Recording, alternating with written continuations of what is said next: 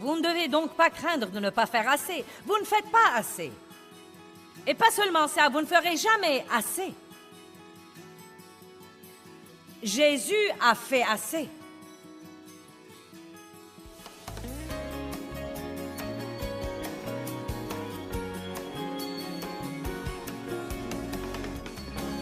Nous avons mené une enquête dans notre bureau et nous leur avons demandé.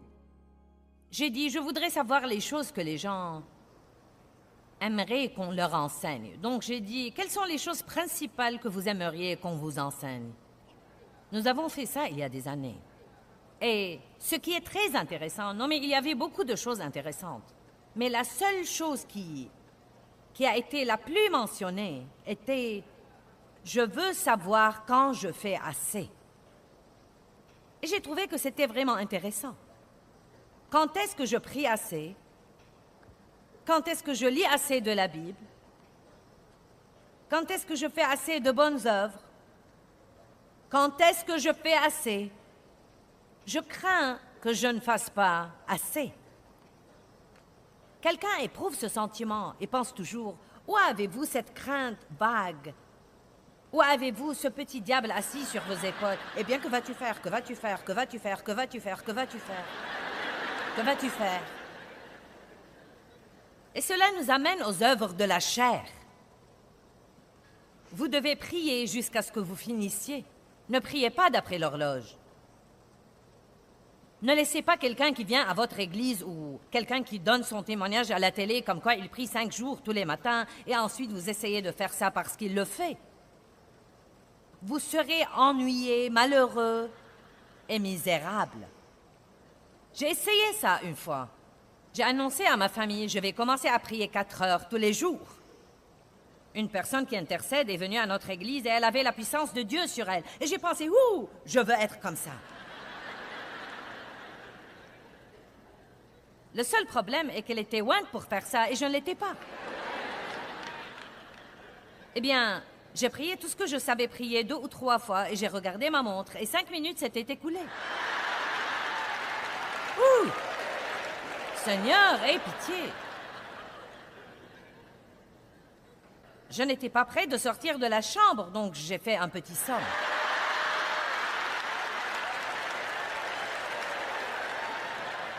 Je les appelle les petites sommes de la prière. Quand vous allez prier et que vous vous endormez, c'est ce que j'appelle un petit somme de prière. Ensuite, vous vous réveillez de temps en temps. Seigneur, je t'aime, merci Jésus. J'ai de petites sommes de prière tout le temps.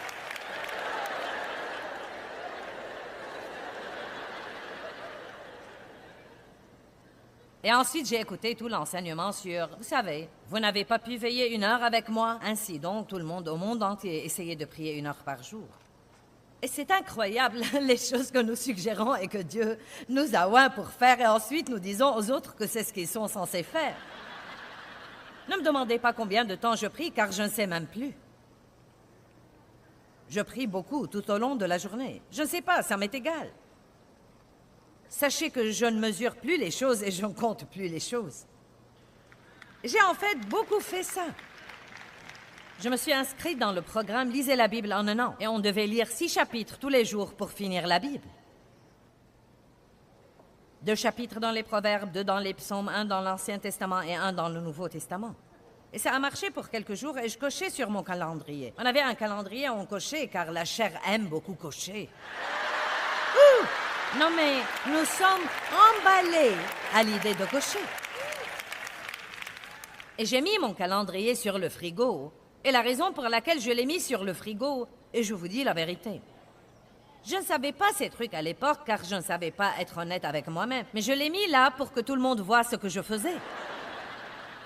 Et tant que je cochais, je passais devant ce frigo et ma chair se gonflait.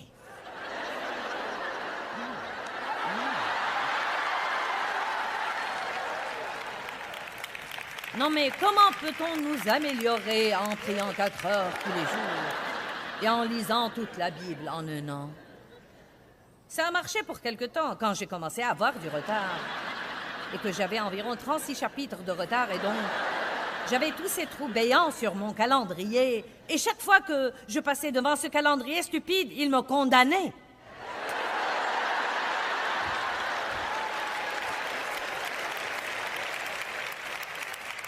Non, mais ça m'a pris des années pour surmonter ça. Et finalement, Dieu m'a dit, veux-tu arrêter de compter tout ce que tu fais?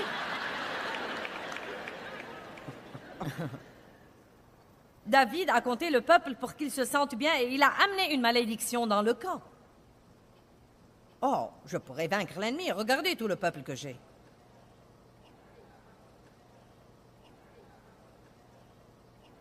Vous ne devez donc pas craindre de ne pas faire assez. Vous ne faites pas assez. Et pas seulement ça, vous ne ferez jamais assez. Jésus a fait assez.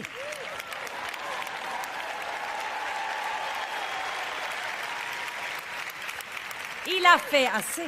Donc nous faisons ce que l'Esprit nous mène à faire. Nous faisons ce que nous sommes moins pour faire et nous ne nous comparons pas aux autres personnes parce que Dieu oint les différentes personnes de différentes façons. Allez maintenant. Mon temps avec Dieu est mon temps de prière le matin et c'est comme un petit déjeuner spirituel. Et je ne sais pas vous l'expliquer, mais je peux savoir quand je suis rassasiée. Parfois, je dois manger pendant 2 heures, parfois 30 minutes, parfois 45. Mais je peux savoir quand je suis rassasiée. Et quand je me sens rassasiée, je me sens satisfaite, je me sens prête pour la journée. Mais je ne sors pas de ma maison avant d'avoir mon petit déjeuner spirituel parce que je sais que sans lui, je ne peux rien faire. J'ai des faiblesses, j'ai besoin de sa force. Je suis imparfaite, donc j'ai besoin que le parfait travaille par moi à tout moment. Je ne dois pas compter tout ce que je fais, je crois que ça offense Dieu en réalité.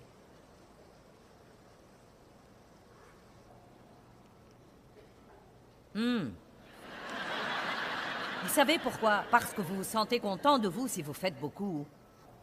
Et vous vous en voulez si vous ne le faites pas. Je ne dis pas que c'est mauvais d'avoir des buts. Vous savez, si vous vous fixez un but, je prierai 30 minutes tous les jours, c'est très bien. Mais ne priez pas dans la chair. Ne vous asseyez pas là pour vous obliger à trouver quelque chose à dire quand vous avez dit le nécessaire. Si vous avez dit le nécessaire et que vous voulez faire 30 minutes, asseyez-vous là en présence de Dieu et dites « Me voilà, Dieu, le plus grand gâchis qui soit, aide-moi. » Allez, Dieu veut une communication honnête et non pas des absurdités religieuses. Jésus n'est pas mort pour que nous puissions tous avoir une religion. Il est mort pour que nous puissions avoir une relation intime, personnelle, amicale avec lui. Intimité. La vie est réelle, les problèmes sont réels. Amenez Jésus dans votre réalité, ne l'amenez pas seulement dans votre vie d'église. Alléluia. Eh bien, j'aime ça. Regardons Éphésiens 2, 8 et 9. C'est des versets que nous utilisons pour le salut, mais nous devons les appliquer à tous les aspects de notre vie. C'est par la grâce gratuite, la miséricorde imméritée de Dieu que vous êtes sauvés.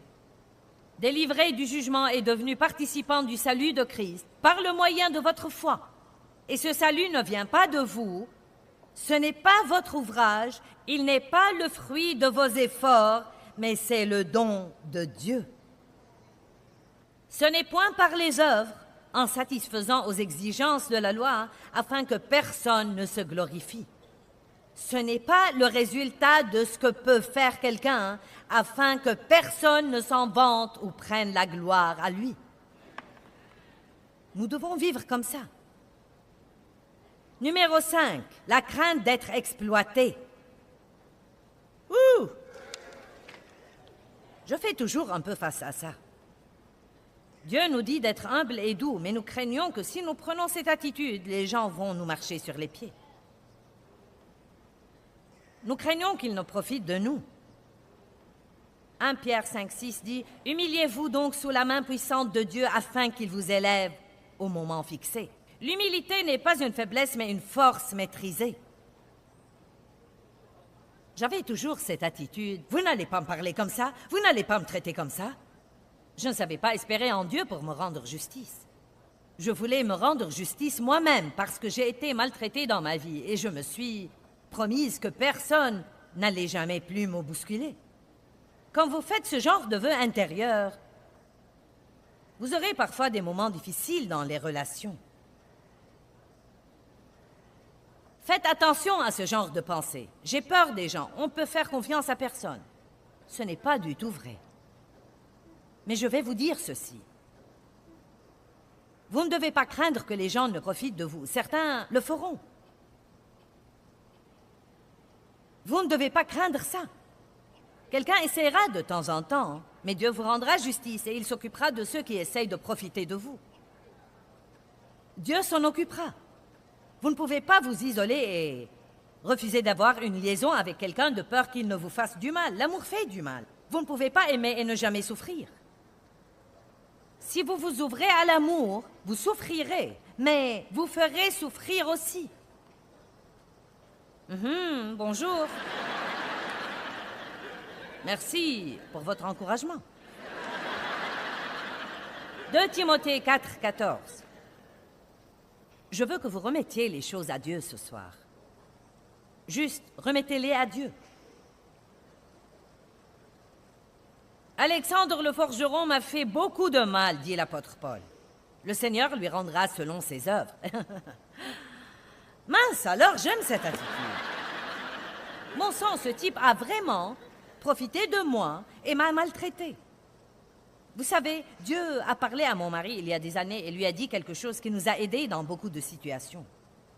Il lui a dit, personne ne peut te voler si tu as ta confiance en moi. Car quoi qu'on prenne de toi, si tu es une personne d'intégrité, quoi qu'on prenne de toi, si je dois l'acheminer par 1000 personnes, je le leur enlèverai et je te le rendrai. Et donc, Dave et moi, ne nous fâchons même plus. Vous savez, si nous faisons faire une réparation et qu'ils ne font pas le travail comme il faut et qu'ils ne reviennent pas pour le réparer, non mais nous faisons notre possible pour essayer de les amener à prendre leurs responsabilités et le réparer. Mais s'ils refusent, nous disons, eh bien, nous n'allons pas nous fâcher. Remettons-le à Dieu. Ils ne peuvent pas nous voler. Nous nous fions à Dieu pour nous rendre justice. Je veux vous encourager à commencer à faire ça. Les gens ne peuvent pas vous voler si vous prenez cette attitude. Vous pouvez dire, Dieu, ils ne peuvent pas me voler parce que tu vas le leur enlever et me le rendre d'une façon ou d'une autre. Tu me rendras justice. Tu me le rendras. Sinon, vous serez fâchés tout le temps parce que les gens ne vous traitent pas comme il faut. Les gens ne vont pas toujours nous traiter comme il faut, surtout dans l'état des choses dans le monde aujourd'hui. Il y a en ce moment plus de gens qui ne tiennent pas parole que des gens qui tiennent. Et c'est difficile, et ça tient de la gageure. Et j'ai vu des gens faire des choses que je n'aurais jamais cru qu'ils les feraient. Et croyez-moi, ça m'a vraiment laissé comme... Et la première chose qui vous vient à l'esprit et à mon esprit aussi, c'est fini, je ne ferai plus confiance à personne désormais. Et la deuxième chose que je dis est, c'est faux, je ne vais pas faire ça. Je ne vais pas faire ça parce que ce n'est pas juste de généraliser. Il y a des gens honnêtes, il y a des gens formidables, des gens merveilleux qui tiennent vraiment parole et à qui l'on peut faire confiance. Ne laissez pas le diable vous mentir et vous faire craindre que tout le monde va profiter de vous.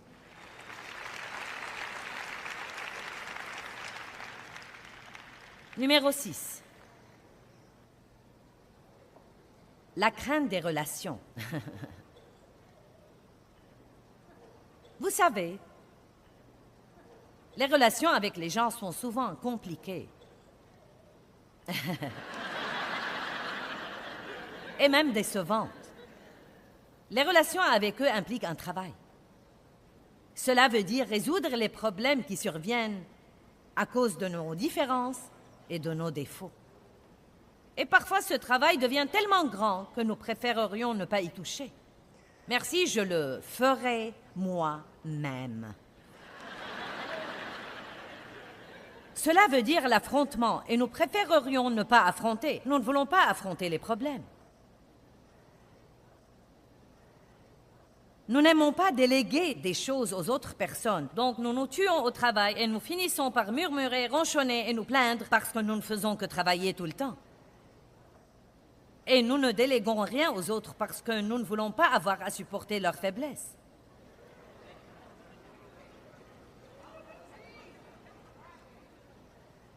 Peut-être qu'ils ne le feront pas comme nous. car nous sommes les seuls qui savent faire quoi que ce soit comme il faut. Eh bien, je vais vous dire quelque chose. J'ai failli mourir il y a environ 6 ans. De tout le travail que j'avais fait en essayant de bâtir ce ministère et de faire ce que je sentais que Dieu m'appelait à faire. Et c'était plus facile dans les années précédentes. Mais nous arrivons à un point de saturation. Et j'ai commencé à sentir que je ne pouvais plus faire ceci désormais. Non, mais je n'ai fait que travailler. Non, mais j'ai écrit 90 livres. Je n'ai pas fait ça à loisir. Amen. Et je ne le regrette pas. Je veux laisser au corps de Christ un héritage de 100 livres. C'est mon but. Je veux les lui laisser. Je veux que les gens lisent mes livres longtemps après que Jésus me prenne au ciel. Car la plupart des livres qui ont influé sur ma vie sont des livres qui ont été écrits au XVIe et XVIIe siècle. Donc, quand quelque chose est mis par écrit, il est là pour toujours. Évidemment, vous pouvez voir de la taille du ministère et des grandes choses que Dieu nous laisse faire, que ça a pris un travail fou. Et je me rappelle avoir dit à mon mari il y a quelques années, j'ai dit, tu sais quoi? Je ne vais plus travailler aussi dur désormais. Je ne peux plus le faire. Si nous devons réduire les effectifs de ce ministère et le rendre plus petit, je ne vais pas faire ça. Eh bien, à cette époque-là, notre Benjamin, qui a maintenant 31 ans, donc il avait environ 25 ans à l'époque, est revenu travailler pour nous. Il avait travaillé pour nous pour quelque temps et il a fait ensuite d'autres choses. Et ensuite, il est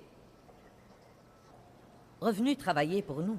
Et j'ai commencé à me rendre compte que Dieu l'a mis là pour prendre beaucoup de responsabilités que je prenais. Notre aîné travaillait déjà pour nous et il s'occupait des missions mondiales, mais beaucoup de trucs dont je m'occupais étaient des choses avec la télé et la radio. Non seulement je faisais tous ces trucs, mais encore je m'y investissais. Et donc, j'ai finalement compris que si jamais je voulais avoir le moindre repos ou la moindre joie ou la moindre paix, que je ne pouvais plus faire tout ça désormais. Je ne pouvais plus faire tout ça désormais. Et je suis sûre que certains ont dit ça. Eh bien, je ne peux plus faire tout ça désormais. Quelqu'un a dit ça? Je ne peux plus faire tout ça désormais. Eh bien, j'ai remis tout en ordre. Deb et moi ne travaillons presque plus dans la direction du bureau. Non, mais nous savons ce qui se passe. Nous participons quand il le faut. Nous contrôlons les choses. Mais je m'adonne maintenant à ce que je suis en fait appelée à faire. Je peux faire beaucoup d'autres choses, mais je ne suis pas appelée à faire ces choses. Et ce n'est pas parce qu'on sait faire quelque chose qu'on est censé le faire. Et écoutez-moi, ce n'est pas parce qu'on l'a fait pour un certain nombre d'années qu'on est censé toujours le faire. Il y a des saisons dans nos vies. Et on est censé remettre les choses à la génération d'après. Eh bien, tout ce qu'on fait n'est pas vraiment ce que je ferais moi-même. Je vois les pochettes de certains de nos albums CD parfois et je pense, eh bien, je n'aime pas ça. Mais vous savez quoi? Ce n'est pas assez important pour que je reprenne le travail. Et il y a des choses comme ça qui arrivent. Vous savez, ça et là. À dire vrai, je n'y prête même pas autant d'attention désormais parce que le résultat final est merveilleux. Dieu nous bénit, le ministère grandit, on aide les gens partout dans le monde et je ne dois pas tout aimer. Et vous de même, vous ne devez pas tout aimer.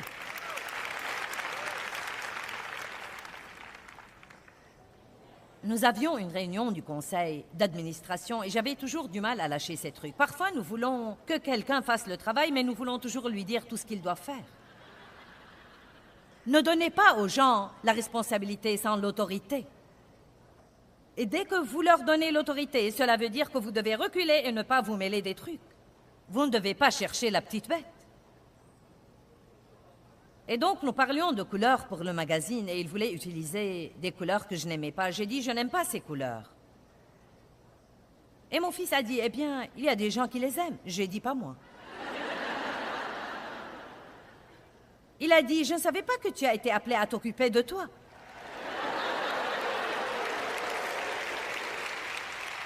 Wow!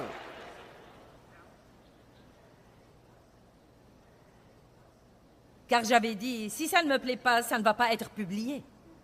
Je ne savais pas que tu as été appelé à t'occuper de toi. J'avais besoin de ça et lui seul pouvait me le dire et s'en tirer. Et il avait absolument raison. Je ne devais pas tout aimer. Tout le monde n'est pas comme vous. Tout le monde ne fera pas tout comme vous, mais vous pouvez soit devenir fou, soit demander de l'aide. Allez maintenant, je prêche mieux que vous ne réagissez.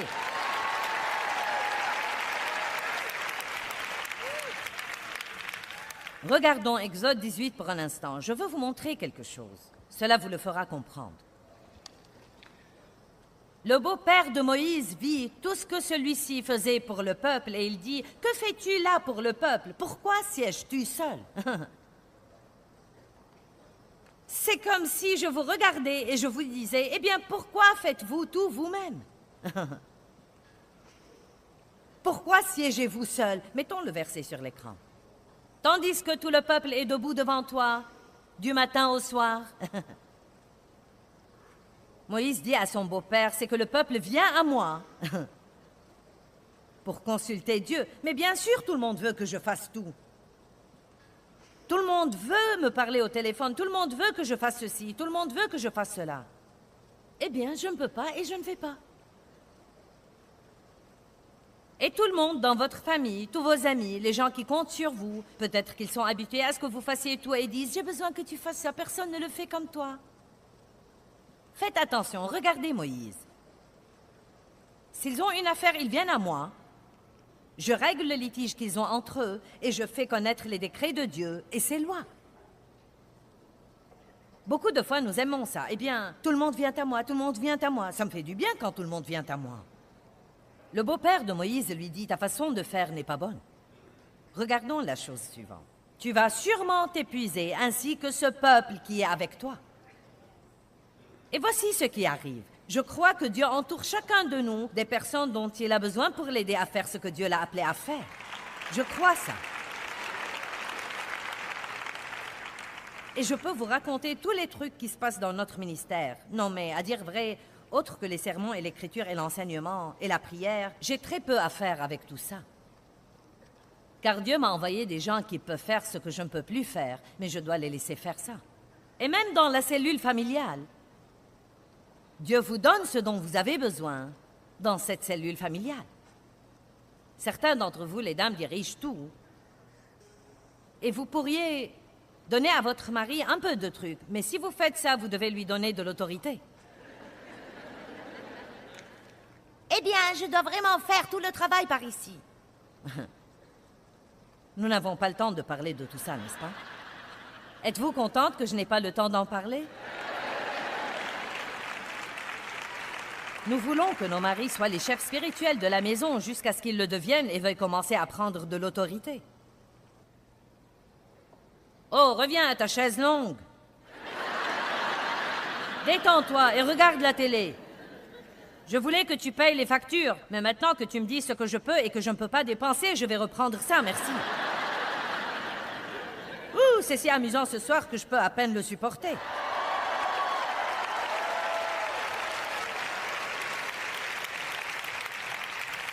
Amen.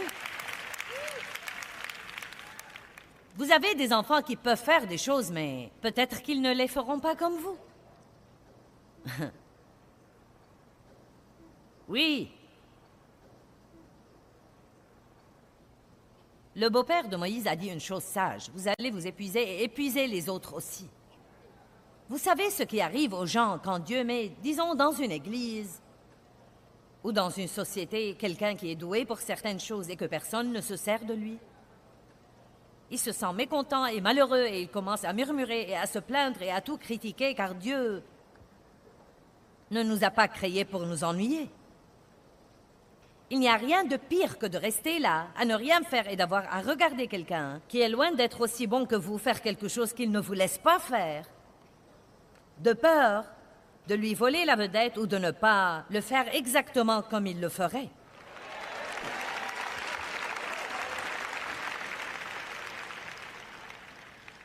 Vous ne devez pas craindre de vous faire du mal si vous vous impliquez.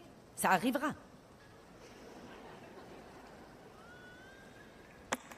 Vous n'avez pas beaucoup aimé ça.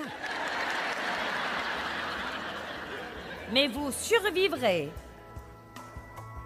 Et vous grandirez, et vous apprendrez, et vous vous rétablirez, et vous aurez de l'aide.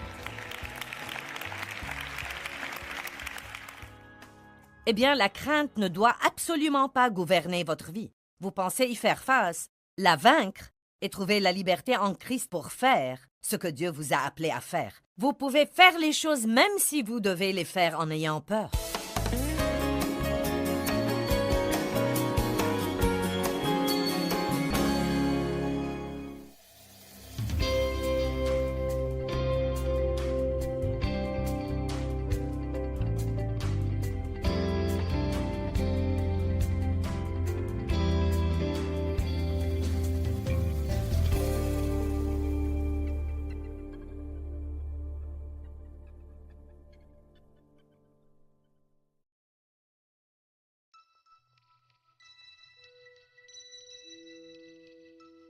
Donc, je veux juste vous encourager ce soir. Vous ne devez pas craindre. Vous pourriez ressentir la crainte, mais vous ne devez pas être craintif. Il y a une grande différence entre ressentir la crainte et être craintif.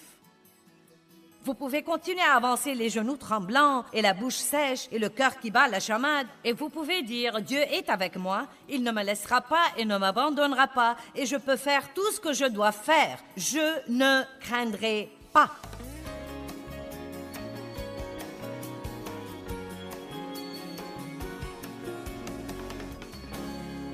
Eh bien, ce soir, je veux vous apprendre à affronter la crainte et à trouver la liberté. Je crois que c'est incroyable ce que la crainte vole les gens et ce qu'elle leur apporte, le tourment. Je crois que la crainte est l'esprit maître que Satan utilise pour essayer d'empêcher les gens de progresser. Je n'ai pas un message pour vous apprendre à ne jamais ressentir la crainte. Mais je peux vous apprendre à affronter la crainte et ne pas la laisser vous dominer. Plus vous lui faites face, moins le diable vous embêtera avec ça. La foi est la seule chose qui vainc la crainte. Si nous avons la foi, nous recevons de Dieu. Si nous avons la crainte, nous recevons de l'ennemi. Se libérer de la crainte veut dire que nous ne laissons pas la crainte nous dominer.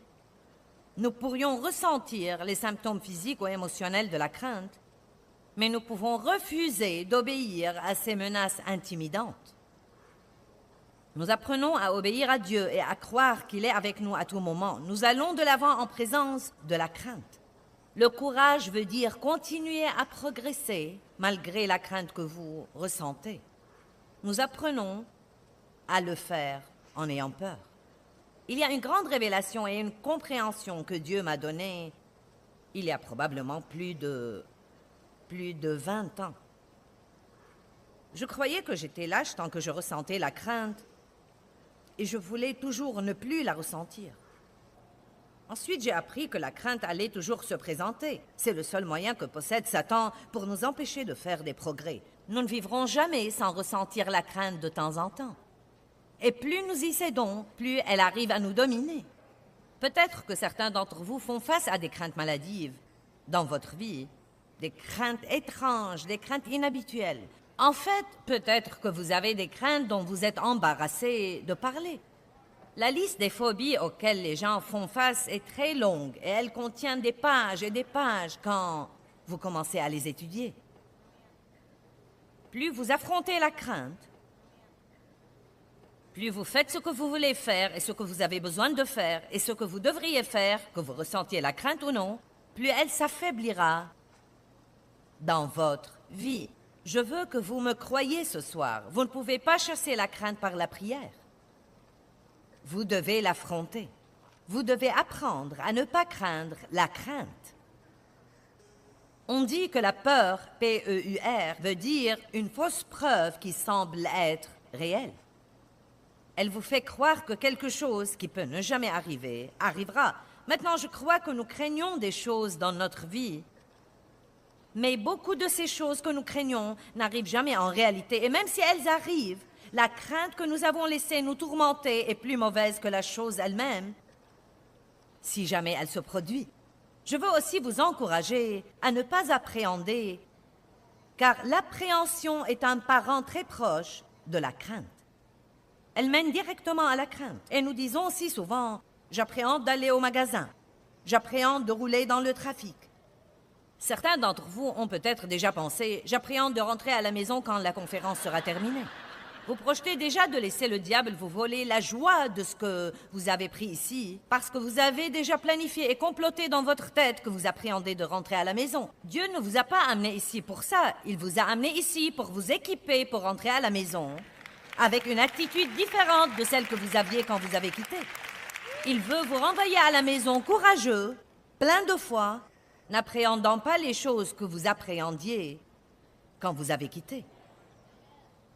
Et ce soir, je veux vous parler de 7 différentes sortes de craintes.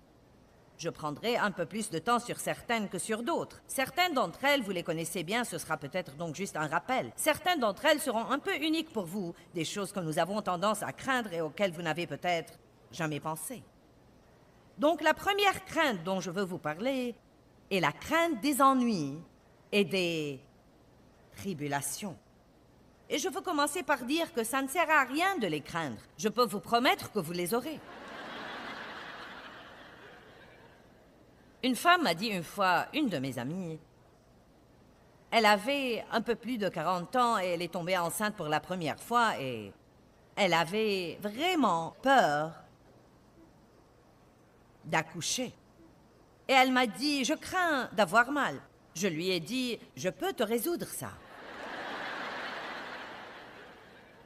Tu peux, je lui ai dit, inutile de le craindre, tu auras mal. Mais des millions de femmes accouchent, elles sont toujours vivantes. Nous ne devons pas commencer à craindre des choses qui vont...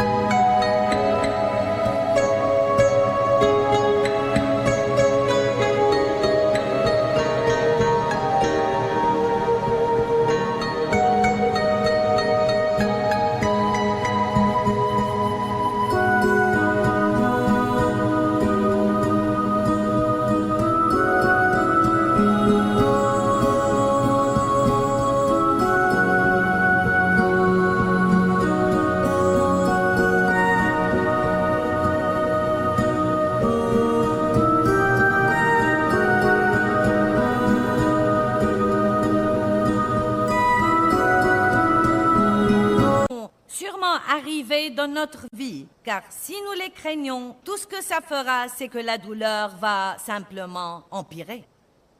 Vous savez par vous-même si vous avez une douleur quelque part dans votre corps.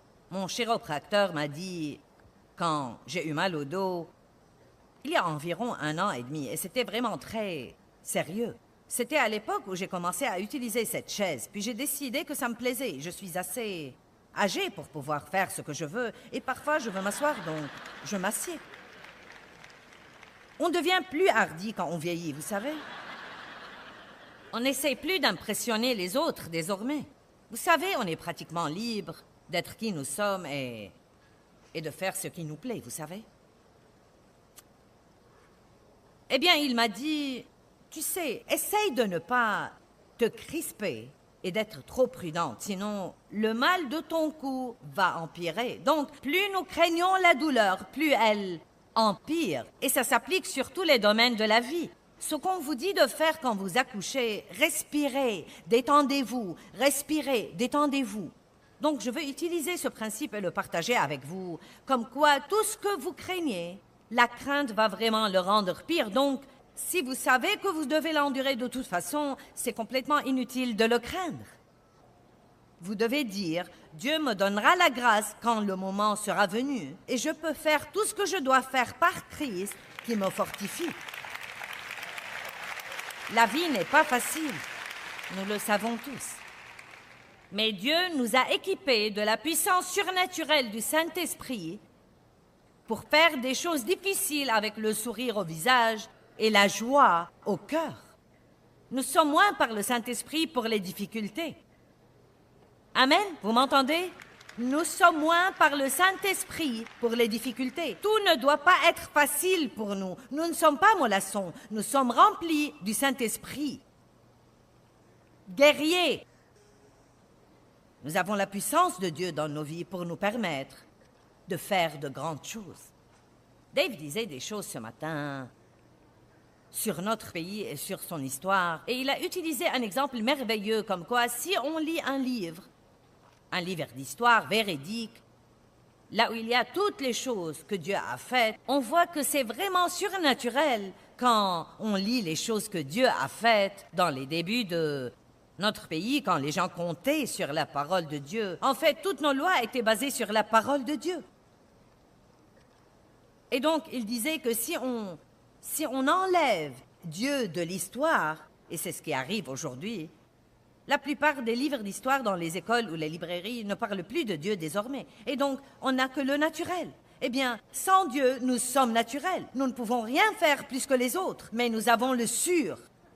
Nous avons le sûr. Nous pouvons donc vivre des vies surnaturelles et nous pouvons faire des choses surnaturelles. Donc, je veux juste vous encourager ce soir. Vous ne devez pas craindre. Vous pourriez ressentir la crainte, mais vous ne devez pas être craintif. Il y a une grande différence entre ressentir la crainte et être craintif. Vous pouvez continuer à avancer les genoux tremblants et la bouche sèche et le cœur qui bat la chamade. Et vous pouvez dire, Dieu est avec moi, il ne me laissera pas et ne m'abandonnera pas, et je peux faire tout ce que je dois faire. Je ne craindrai pas. Que me feront les hommes? Quelqu'un est prêt pour ça dans sa vie?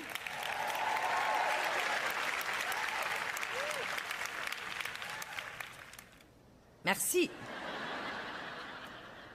Vous ne devez donc pas craindre les ennuis. Vous ne devez pas craindre que les ennuis viennent, ils vont venir.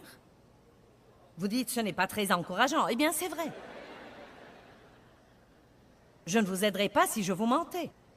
Ce serait bête de me tenir ici et de vous dire, si vous exercez la foi, le diable vous fichera la paix et il ne pourra jamais vous amener de problèmes dans votre vie. C'est bête. Je crois que les gens récidivent à cause d'un enseignement comme ça. Ils sont sauvés. Eh bien, vous savez, Jésus arrangera maintenant tout dans vos vies.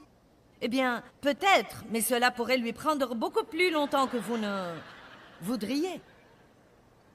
Il veut nous apprendre à faire les choses difficiles avec lui et non pas éviter toutes les difficultés pour être heureux. Marc 4, 35. Jésus est monté dans la barque avec les disciples. Et il a dit, passons sur l'autre rive. Maintenant, quand Jésus dit, passons sur l'autre rive, vous pouvez garantir que vous allez vous retrouver sur l'autre rive. Aussi simple que ça. Eh bien, regardons ce qui est arrivé par après. Quittant la foule, ils emmènent Jésus, juste comme il était, dans la barque où il se trouvait. Et il y avait d'autres barques avec lui. Et il survient un grand tourbillon de vent aux dimensions d'un ouragan. Et les vagues se jetaient sur la barque, au point que déjà la barque se remplissait. Jésus a dit, passons sur l'autre rive, et une tempête est survenue par après. Mais il était lui-même à l'arrière de la barque, endormi. Endormi. Avez-vous jamais pensé que Jésus est endormi dans votre vie? Et ils le réveillèrent et lui dirent, Maître, cela ne te fait rien que nous périssions? Jésus réveillé, il menaça le vent et dit à la mer, silence, tais-toi. Et le vent cessa et tomba pour se reposer comme s'il était épuisé par son déchaînement. et il se fit immédiatement un grand calme et une parfaite paix. Maintenant, je veux vous donner une information précieuse sur ce verset. Jésus n'aurait pas pu ordonner à la tempête de s'apaiser s'il était troublé.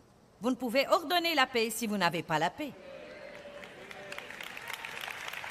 Et ce que nous faisons beaucoup de fois, c'est que nous avons une situation bouleversante et nous la laissons nous bouleverser et ensuite notre bouleversement empire la situation bouleversante. Nous aggravons nos problèmes et nous les empirons.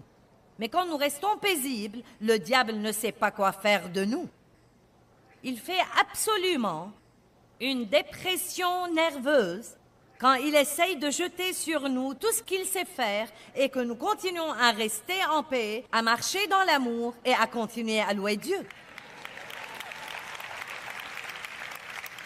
Je vous dis comment faire la guerre spirituelle en douceur et toujours jouir de votre vie. Verset 40. Jésus leur dit, « Pourquoi avez-vous si peur? Vous n'avez pas encore de foi? » Une foi ferme et confiante. Quelques traductions disent qu'il les a réprimandés pour leur crainte. Donc, dans la tempête, nous devons veiller à rester les mêmes comme quand il n'y a pas de tempête. Dans la tempête, nous devons rester les mêmes comme s'il n'y avait pas de tempête. Que veut dire être plus que vainqueur? Je crois que cela veut dire que nous savons déjà que nous avons la victoire avant même d'avoir le problème. Donc, quand vous entendez parler d'un problème, vous ne devez pas vous troubler. Dites juste, eh bien, je sais que je vais gagner. Peut-être que je dois endurer ça, mais Dieu sera avec moi. Je n'aime pas ça, je ne suis pas fou de ça, mais je peux le faire. Je peux faire tout ce que je dois faire. Je ne vais pas le laisser me voler ma joie et ma paix. Je ne vais pas le laisser gâcher ma journée. Je vais juste faire tout ce que je dois faire au nom de Jésus. Amen. Vous savez, il y a des choses qui nous arrivent tout le temps et à vous aussi. Et j'ai la responsabilité de m'occuper de ma tante devenue veuve qui n'a jamais eu d'enfant et de ma mère. Ma mère a 87 ans et ma tante en a 84 et elles vivent toutes les deux dans un centre pour personnes âgées. Ma mère vient d'être transportée du centre où elle était aux services médicaux parce que sa santé s'est détériorée. Et ce matin, elle a dû être hospitalisée. Son cœur battait des coups irréguliers, donc pour la deuxième fois, ils ont dû l'endormir. Ils ont arrêté son cœur et ils l'ont redémarré. Et mes filles, en fait, m'ont beaucoup aidée et elles ont 6 enfants entre elles. Donc, quand vous avez 6 petits-enfants, eh bien, vous savez, vous êtes très occupés. Et parce que je voyage et que je suis occupée, je ne pouvais pas faire ça sans elle. Et nous étions vraiment occupés dernièrement parce qu'il y avait beaucoup de choses qui se passaient, des rendez-vous avec les médecins, beaucoup de ceci, de cela et de quelque chose d'autre. Et je l'avais prise au centre pour les personnes âgées et ensuite ils ont appelé et ils ont dit « Nous la prendrons à l'hôpital ». Sûrement j'étais en déplacement et quelqu'un devait aller. Et donc, j'ai appelé ma fille et j'ai dit « Je suis vraiment désolée de te dire ça. » Mais j'ai dit « J'ai reçu un appel de la maison de repos et ta grand-mère est transportée à l'hôpital. Elle a des problèmes. » Et ma fille a dit, bien, je m'en occuperai. J'ai dit, je m'en veux vraiment de te déranger. Elle m'a dit, tu sais quoi, maman, ça va, ça fait partie de la vie. Et j'étais si fière d'elle. J'ai pensé, cher Dieu, si seulement je me comportais comme ça quand j'avais son âge. Je suis contente qu'elle ait eu un meilleur enseignement que moi. Et nous en avons reparlé ce soir et elle a dit, on doit le faire. Ça ne sert à rien de se troubler pour quelque chose que l'on doit faire. Et vous savez quoi? J'espère que vous comprendrez ça ce soir. Ça ne sert à rien de se troubler pour quelque chose que l'on doit faire de toute façon, car se troubler pour quelque chose ne va pas le changer. Il va seulement vous rendre malheureux.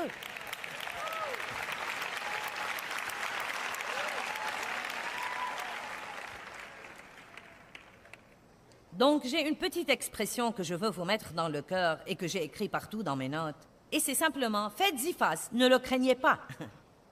Faites-y face, ne le craignez pas. 1 Corinthiens chapitre 16, verset 9, Paul dit, « Une porte grande et efficace m'est ouverte, et avec elle beaucoup d'adversaires. » Avec l'occasion vient l'opposition. Je dis que le nouveau niveau veut toujours dire un nouveau diable. Vous pouvez prier pour cette promotion au travail, mais croyez-moi, si vous devenez le superviseur ou le patron, il va y avoir plus de personnes qui ne vous aiment pas. Et je n'essaye pas d'être négative, non, mais c'est la vérité. Peut-être que vous croyez que tout le monde m'aime, mais ce n'est pas le cas. Ce n'est pas parce que vous m'aimez que tout le monde m'aime. Et plus j'enseigne des gens, plus je dois supporter des trucs. Vous devez faire un choix dans la vie et garder vos yeux sur les choses positives et les bonnes choses. Et de laisser les gens qui n'ont rien d'autre à faire que se plaindre autant qu'ils veulent et ne pas les laisser vous vexer. Sinon, vous perdrez votre concentration et vous ne pourrez pas faire ce que vous êtes censé faire dans la vie. Vous devez connaître Dieu. Vous devez savoir qui vous êtes en lui. Vous devez savoir qu'il vous aime. Savoir qu'il a un plan pour votre délivrance. Avant même d'avoir un problème, Dieu a déjà planifié votre délivrance.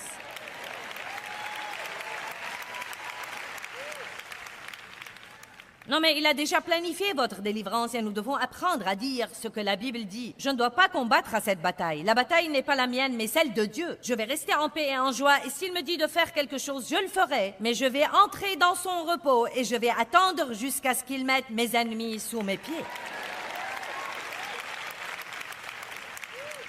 Je veux que vous preniez la décision ce soir que même s'il vous reste un jour sur cette terre, vous allez en jouir. Ne laissez pas le diable vous tourmenter avec la crainte. Numéro 2. La crainte de ne pas avoir ce que nous voulons.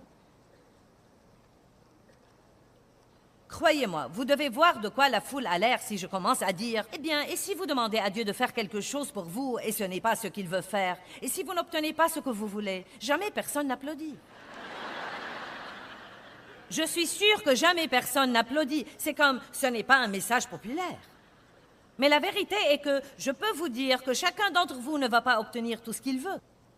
Certains prient incorrectement et certains prient avec de mauvais motifs. Certains d'entre vous demandent des choses qui seraient dévastatrices pour vous et vous ne le savez pas. Tout le monde ne va pas obtenir tout ce qu'il veut. Et si vous aimez Dieu et que vous avez confiance en lui...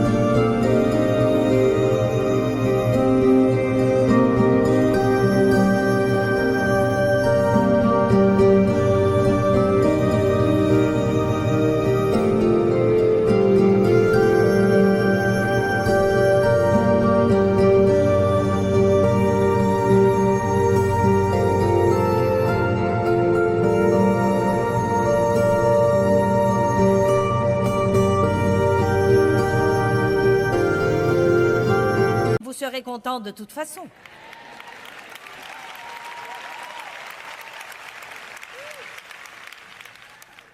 Non, mais parfois, plus nous voulons une chose, plus nous craignons la moindre indication que nous pourrions ne pas l'obtenir.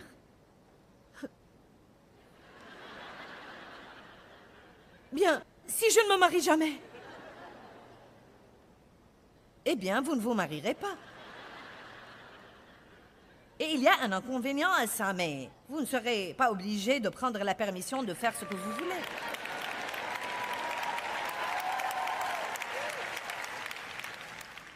Et j'aime être mariée. Je ne rabaisse pas le mariage, mais je dis juste que vous pouvez être content de toute façon.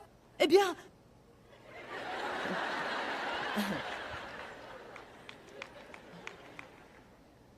Et si ceci, et si cela, je ne peux pas supporter ça, et c'est trop pour moi, et je ne peux pas le supporter un jour de plus. surnaturel. Allez, ajoutez le sur à votre vie et croyez que vous pouvez faire tout ce que vous devez faire. Vous ne devez pas être marié pour être heureux. Vous ne devez pas avoir des enfants et avoir une promotion au travail pour être heureux. Vous ne devez pas être le patron pour être heureux. Le bonheur est en vous. Allez, j'ai dit, le bonheur vit en vous.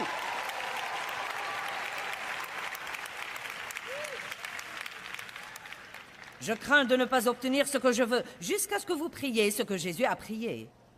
Seigneur, si tu veux écarter de moi cette coupe, pourtant que ce ne soit pas ma volonté mais la tienne, vous craindrez toujours de ne pas obtenir ce que vous voulez. En fait, je crois que nous prions trop pour ce que nous voulons. Nous devons prier plus. Dieu, je veux ce que tu veux. Je veux ce que tu veux, Seigneur. Je ferai de toi mes délices, et tu me donneras les désirs de mon cœur. Je me fie à toi pour me donner ce qui est bien. Mais je vois une chose clairement dans la parole, je veux la poursuivre et prier pour l'avoir. Mais si elle n'est pas dans la parole, je prie, Dieu, je te demande ceci. C'est quelque chose que je crois que je veux, mais si ce n'est pas bien, ne me le donne pas. Parce que j'ai eu des choses qui n'étaient pas bonnes, et faites-moi confiance, vous ne les voudriez pas. Allez, qui a jamais rusé et s'est embarqué dans les œuvres de la chair, et il n'a pas obtenu une bonne chose pour lui? Et il l'a bien regretté par après. Beaucoup regretté. Dieu vous donnera ce qui est bien pour vous, et croyez-moi, il vous le donnera au bon moment et de la bonne façon. Et vous devez vraiment croire ça et ne jamais craindre de ne pas faire à votre idée. Ne craignez pas ça, vous pouvez y faire face. Vous n'allez pas faire à votre idée. Tous ceux qui sont assis ici, vous n'allez pas obtenir tout ce que vous croyez que vous voulez. Vous voyez, personne n'a applaudi. Je vous ai même averti d'avance et vous n'avez même pas applaudi. Il paraît que tout le monde a cet air absent comme... Vraiment?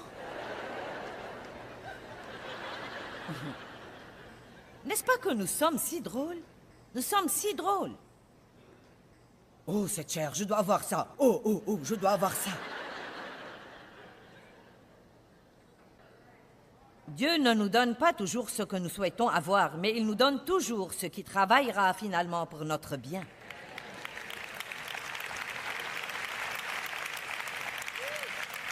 Ce n'est pas parce qu'une chose ne semble pas bonne en ce moment qu'elle ne travaillera pas pour le bien à la fin. Je pense parfois que nous sommes accros de faire les choses à notre idée. Il y a eu des années et des années dans ma vie où je ne pouvais pas être contente si je ne faisais pas à mon idée. Faire à mon idée était comme une drogue pour moi. Si je ne faisais pas à mon idée, je m'embarquais dans l'apitoiement sur moi-même. Immédiatement. Allez, quelqu'un sait de quoi je parle? Si je ne pouvais pas manipuler tout le monde et dominer tout le monde, tout en moi criait. Et j'en étais si fatiguée. J'ai appelé ça le christianisme yo-yo. J'étais complètement dominée par mes circonstances. Dominée par mes circonstances. Si j'obtenais ce que je voulais, j'étais contente, sinon j'étais triste.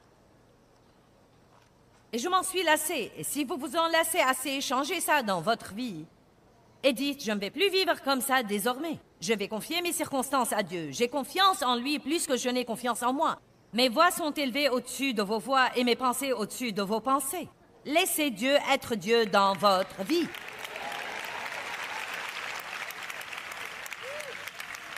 Nous nous donnons une souffrance indicible dans la vie en essayant d'obtenir ce que nous voulons. Mais si nous voulons ce que Dieu veut plus que nous ne voulons ce que nous voulons, notre paix et notre joie s'accroîtront énormément. Donc ça ne sert à rien de craindre de ne pas faire à votre idée, parce que vous ne ferez pas toujours à votre idée.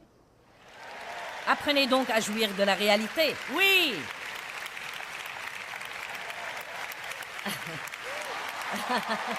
Ouh! Vous avez saisi maintenant. Bon.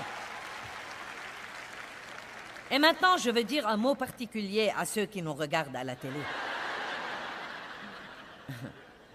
Vous ne ferez pas tout le temps à votre idée non plus.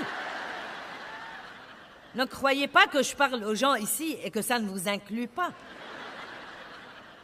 Arrêtez donc de ruser et d'essayer de demander à Dieu de vous donner ce que vous voulez et apprenez à dire ce qu'a dit Jésus. Père, que ce ne soit pas ma volonté, mais la tienne. Amen. Numéro 3. La crainte de l'imperfection. Vous pouvez surmonter celle-là très vite parce que vous ne devez pas la craindre. Vous n'êtes pas parfait, vous ne serez jamais parfait. Nous n'allons jamais rencontrer des gens parfaits pendant que nous sommes sur Terre dans ces corps charnels. Les parfaits n'existent pas. Il n'y a pas d'église parfaite, ni de travail parfait, ni de personne parfaite à épouser. Il n'y a pas d'enfant parfait. Le parfait reviendra et il n'est pas encore là.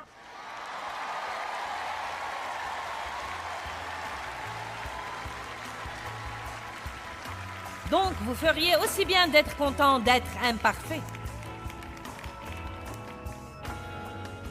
Eh bien, la crainte ne doit absolument pas gouverner votre vie. Vous pensez y faire face, la vaincre et trouver la liberté en Christ pour faire ce que Dieu vous a appelé à faire. Vous pouvez faire les choses même si vous devez les faire en ayant peur.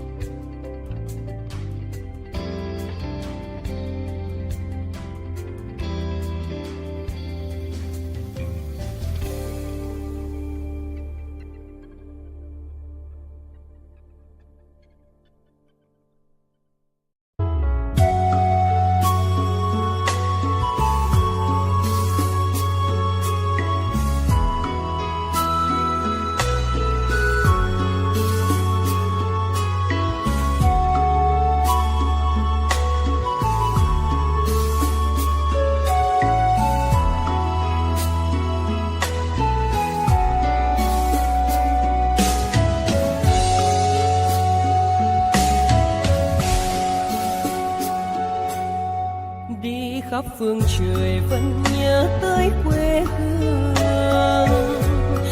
Người về đây thăm làng trù quê mẹ và làng sen quê cha, xúc động bồi hồi người rơi giọt lệ. Thương mái nhà tranh, thương đất mẹ nghèo.